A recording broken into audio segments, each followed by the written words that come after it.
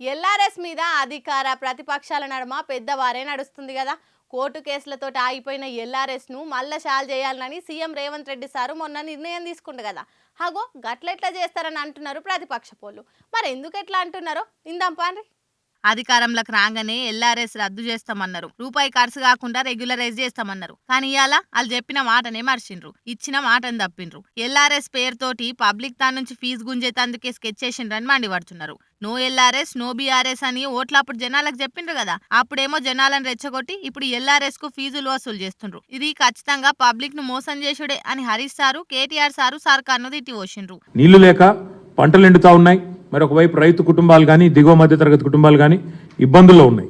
కాబట్టి కాంగ్రెస్ పార్టీ గతంలో ఇచ్చిన హామీని నిలబెట్టుకోవాలని డిమాండ్ చేస్తూ, ఉచితంగా ఎల్ఆర్ఎస్ను అమలు చేయాలని డిమాండ్ చేస్తూ, గతంలో ఈ మంత్రులు మాట్లాడిన మాటలు వారికి గుర్తు చేస్తూ, కాంగ్రెస్ లీడర్లకు ఏం గింత చిత్తశుద్ధున్నా ముందుగాల చెప్పినట్టే ఎల్ఆర్ఎస్ ను ఎసోంటి ఫీజులు తీసుకోకుండా రెగ్యులరైజ్ చేయాలని డిమాండ్ చేసిండు కేటీఆర్ సారు. సర్కారోళ్ళు 20,000 కోట్ల ఎన్కేనికే పైసలు వసూలు చేస్తుండ్రని అనుకొచ్చిండు. మరి బీఆర్ఎస్ వాళ్ళు ఉన్నప్పుడు కూడా ఎల్ఆర్ఎస్ ను పుక్కడికేం చేయలేదు, పైసలు తీసుకొని చేసిండ్రు. ఇప్పుడు సర్కార్ ఖజానున్న పరిస్థితుల గవర్నమెంట్ కు ఖచ్చితంగా ఆమ్దాన్ కావాలి. దానికోసం అన్ని తొవ్వల పైసలు గమాయించనీకే చూస్తుంది.